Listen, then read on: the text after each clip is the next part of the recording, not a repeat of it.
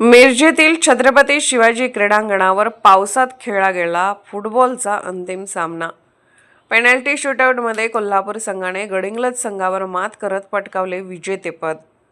मिरज येथील छत्रपती शिवाजी महाराज स्टेडियम येथे आयोजित केलेले विश्वरत्न डॉ. बाबासाहेब आंबेडकर चषक 2026चा भव्य 5 दिवसीय ओपन फुटबॉल स्पर्धेचा अंतिम सामना आज मोठ्या उत्साहात पार पडला।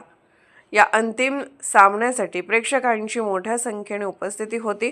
सामना सुरू होण्यापूर्वीच पावसाने हजेरी लावल्याने काही काळ सामना थांबवावा लागला। मुसळधार पावसामुळे संपूर्ण मैदानाने अक्षरशः तळ्याचे स्वरूप धारण केले होते। त्यामुळे सुमारे 1 तासाहून अधिक काळ प्रेक्षकांनी सामना सुरू होण्याची वाट पाहिली। मैदानावरील पाण्याचे प्रमाण अधिक असल्याने सामना केवळ 10 मिनिटेच खेळवण्यात आला। निर्धारित वेळेत दोन्ही संघ बरोबरीत राहिल्याने सामन्याचा निकाल पेनल्टी शूटआउटद्वारे करण्यात आला।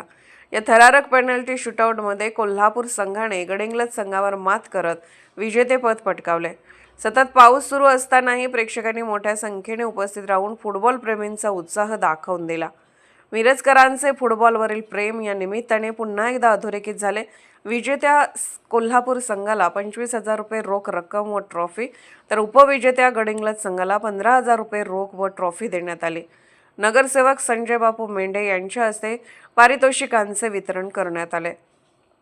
दरम्यान पावसामुळे क्रीडांगणाने तळ्याचे स्वरूप घेतल्याने क्रीडाप्रेमींनी नाराजी व्यक्त केली। गेल्या 3-4 वर्षापासून येथे सामने होत नसल्याने आधीच नाराजी होती, त्यातच मैदानाच्या अवस्थेमुळे ही भावना अधिक तीव्र झाली। तब्बल 5 दिवस चाललेल्या या स्पर्धेत नागरिकांनी उत्स्फूर्त सहभाग नोंदवला। स्पर्धेमुळे क्रीडाप्रेमींमध्ये मोठा उत्साह निर्माण झाला।